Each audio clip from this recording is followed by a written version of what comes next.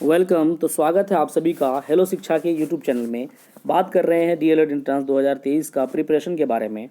और आज का प्रश्न जो है बहुत ही इंपॉर्टेंट है, जीके जीएस और सोशल साइंस से रिलेटेड है। ये प्रश्न वन लाइनर क्वेश्चन है। इसमें आपको 4 ऑप्शन नहीं दिए हैं, इसमें सीधा उसका जवाब लिखे हैं, यानी कि वन लाइनर और उसका जवाब। चलेंगे आज के प्रश्न की तरफ। आगे बढ़ने से पहले आप अगर चैनल में नए हैं तो चैनल को सब्सक्राइब कर दें, लाइक कर दें और दोस्तों के साथ शेयर जरूर करें। आज का पहला प्रश्न है, मोहम्मद बिन कासिम के आक्रमण के समय सिंध का शासक कौन था? तो इसका आंसर होगा सीधा सीधा राजा दाहिर था।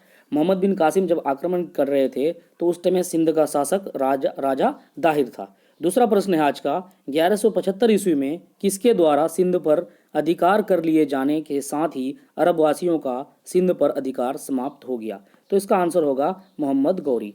1175 ईस्वी में किसके द्वारा सिंध पर अधिकार कर लिए जाने पर? तो मोहम्मद गौरी जो है सिंध पर अधिकार कर लिए थे, जिसके कारण अरब वासियों का सिंध पर से अधिकार समाप्त हो गया। चलेंगे अगले प्रश्न की। अगला प्रश्न है, मोहम्मद बिन कासिम इराक के किस शासक का प्रतिनिधि या सेनापति था? मोहम्मद बिन कासिम, तो इसका आंसर होगा अल हंजाल। मोहम्मद बिन कासिम इराक के किस शासक का प्रतिनिधि था? तो अल हंजाल का प्रतिनिधि था। चलेंगे अगले प्रश्न। अगला प्रश्न है, मोहम्मद बिन कासिम ने अपने सिंध अभियान में सर्वप्रथम किस नगर पर विजय प्राप्त की थी? सबसे पहले किस नगर पर विजय प्राप्त की थी? तो इसका आंसर होगा देवल। मोहम्मद बिन कासिम सर्वप्रथम जो है देवल जो एक नगर है उसमें विजय प्राप्त किया था, उसको जीता था। दूसरा प्रश्न है, मोहम्मद बिन कासिम के आक्रमण के समय सिंध की राजधानी कहाँ थी? मोहम्मद बिन कासिम जब आक्रमण किया था उस टाइम सिंध की राजधानी कहाँ पर थी? तो इसका आंसर है आलोर। आलोर इसका सटीक आंसर है। चलेंगे आगे। अरबों के आक्रमण के बाद भारत पर आक्रमण करने वाली दूसरी विदेशी जाति कौन थी? अरब के आक्रमण के बाद और कोई दूसरा जो आक्रमण किया था वो था तुर्क जाति। तुर्क लोग जो है आक्रमण किए थे भारत पर अरब के आक्रमण के बाद। आगे है, किस तुर्क सरदार ने गजनी में एक स्वतंत्र तुर्क राज्य स्थापना की थी? उसका नाम है अलप्तगीन। क्या नाम था उसका? अलप्तगीन तुर्क सरदार था।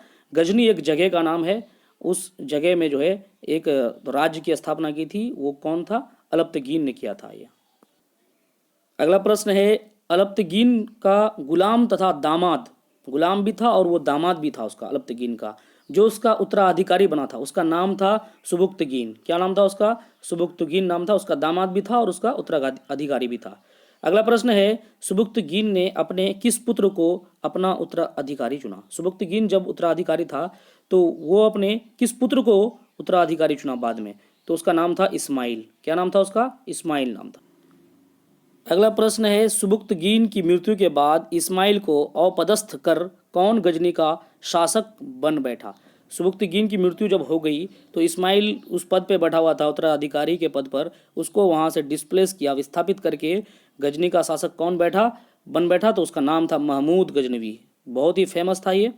अगला प्रश्न है, सुबुक्तगीन के पुत्र महमूद गजनवी का जन्म कब हुआ था? 1 नवंबर 971 ईस्वी में हुआ था। सुबुक्तगीन पुत्र महमूद गजनवी का जन्म कब हुआ था? 1 नवंबर 971 ईस्वी को हुआ था। चलेंगे अगले प्रश्न की तरफ। अगला प्रश्न है, महमूद गजनवी ने भारत पर कुल कितनी बार आक्रमण किया? बहुत ही इंपॉर्टेंट क्वेश्चन है। कितनी बार आक्रमण किया था? तो 17 बार आक्रमण किया था। अगला प्रश्न है, महमूद गजनवी का प्रथम आक्रमण किस ईस्वी में तथा किस हिंदू शाही राजा के विरुद्ध हुआ था, जिसमें पराजित होने के बाद हिंदू शाही राजा ने आग में जलकर आत्महत्या कर ली थी? तो ये जो युद्ध हुआ था ये हुआ था 1001 ईस्वी में। 1001 ईस्वी में। और किसके विरुद्ध हुआ था? जयपाल, राजा जयपाल के विरुद्ध हुआ था, जिसने खुद जो है अपने आप आग में जल करके आत्महत्या कर ली थी। अगला प्रश्न है, काफ़ी इंपॉर्टेंट प्रश्न है, महमूद गजनवी ने अपना सर्वाधिक चर्चित आक्रमण किस नगर पर किया था? क्योंकि महमूद गजनवी भारत पर बहुत बार आक्रमण किए थे, 17 बार आक्रमण किए थे। तो सबसे चर्चित आक्रमण किस नगर पर किया था और ये आक्रमण कब हुआ था, तथा भारत में महमूद गजनवी का ये कौन सा आक्रमण था? तो ये आक्रमण जो है सोमनाथ पर हुआ था। 1025 से 1026 ईस्वी में हुआ था और ये आक्रमण था 16वां आक्रमण था। कितनावां आक्रमण था? 16वां आक्रमण था, याद रखिएगा। अगला प्रश्न है, महमूद गजनवी की मृत्यु कब तथा कहाँ हुई? तो इसकी मृत्यु जो है अप्रैल 1030 ईस्वी में गजनी में हुआ था। कहाँ पे हुआ था? गजनी में। अगला प्रश्न है, महमूद गजनवी के साथ भारत आने वाले किस विद्वान का मूल नाम रेहान मोहम्मद बिन अहमद था? तो इसका आंसर है अल-बरूनी। क्या नाम था इसका? अल-बरूनी। महमूद गजनवी के साथ भारत आने वाले किस विद्वान का मूल नाम रेहान मोहम्मद बिन अहमद था? तो अल-बरूनी का नाम था ये। महमूद गजनवी भारत के महमूद गजनवी के साथ जो भारत आने वाले विद्वान थे जिसने संस्कृत भाषा सीखी तथा भारतीय दर्शन का अध्ययन किया, संस्कृत भाषा को सीखा, और अल-बरूनी उसका नाम था। कौन था वो? अल-बरूनी था, क्योंकि उस टाइम भारत में संस्कृत का प्रचलन था, इसलिए अल-बरूनी जो है संस्कृत भाषा को सीखा। अगला प्रश्न है, अल-बरूनी रचित प्रसिद्ध पुस्तक का नाम क्या था? अल-बरूनी ने जो पुस्तक को रचित जो लिखा उसका नाम क्या था? बहुत ही फेमस पुस्तक था जिसमें 11वीं शताब्दी के भारत के सामाजिक, राजनीतिक, धार्मिक व आर्थिक स्थिति का सही चित्रण किया गया। उस किताब का नाम था किताबुल हिंद। क्या नाम था उस किताब का? किताबुल हिंद नाम था। अगला प्रश्न है, किताबुल हिंद या तहकीक हिंद मूल रूप से किस भाषा में लिखी गई है? किताबुल हिंद या तहकीक हिंद किस भाषा में लिखी गई है? तो अरबी भाषा में लिखी गई है। किस भाषा में लिखी गई है? अरबी भाषा में। याद रखिएगा, किताबुल हिंद नाम से ही पता चलता है, अरबी भाषा में। अगला प्रश्न है, महमूद गजनवी के आक्रमण के समय भारत का सर्वाधिक शक्तिशाली राज्य कौन सा था? तो इसका आंसर होगा कन्नौज। सबसे सर्वाधिक जो है शक्तिशाली राज्य कौन सा था? कन्नौज था।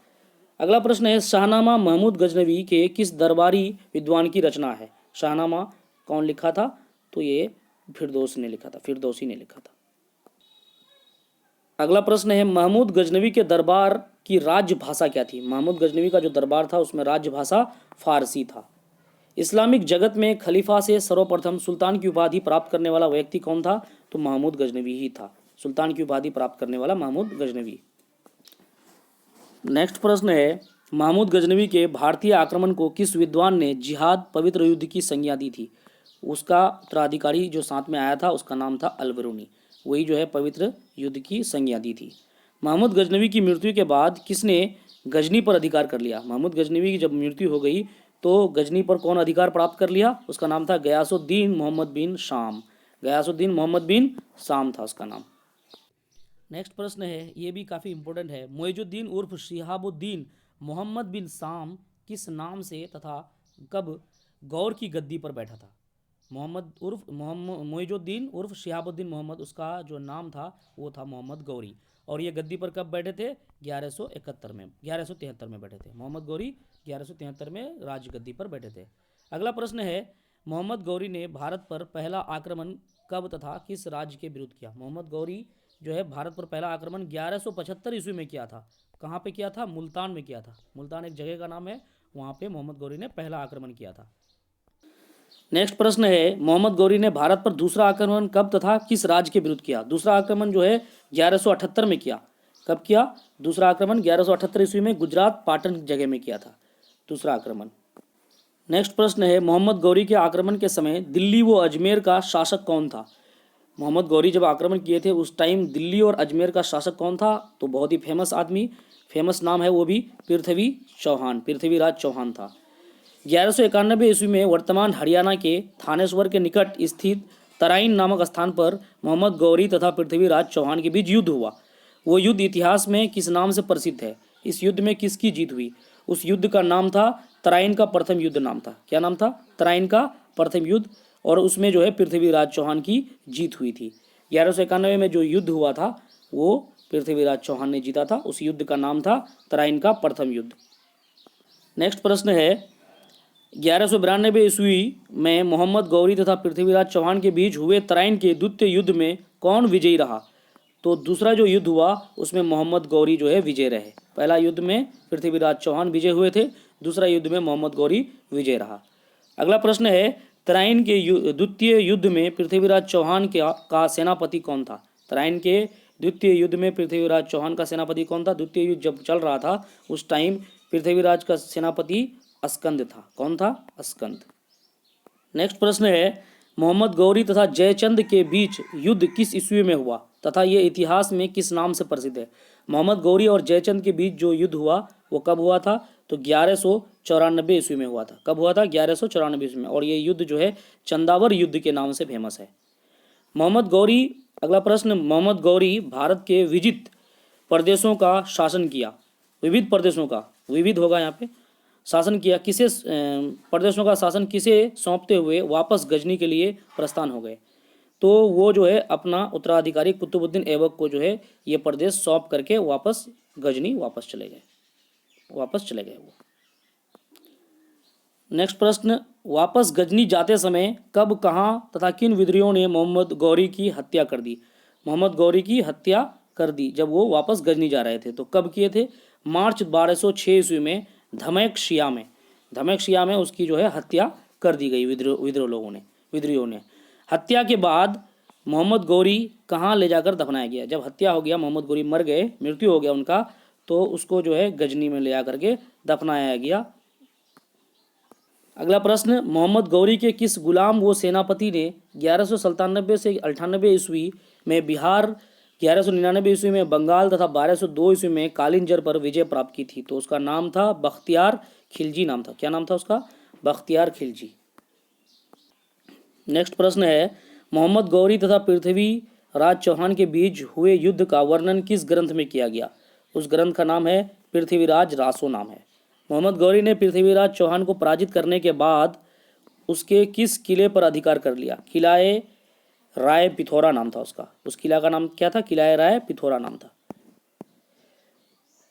अगला प्रश्न है, भारत में मोहम्मद गौरी ने किसको प्रथम आक्ता या इक्ता प्रदान किया? उसका नाम था कुतुबुद्दीन ऐबक। भारत में गुलाम वंश के शासन की स्थापना कब तथा किसने की? गुलाम वंश की स्थापना जो है 1206 ईस्वी में कुतुबुद्दीन ऐबक ने की थी।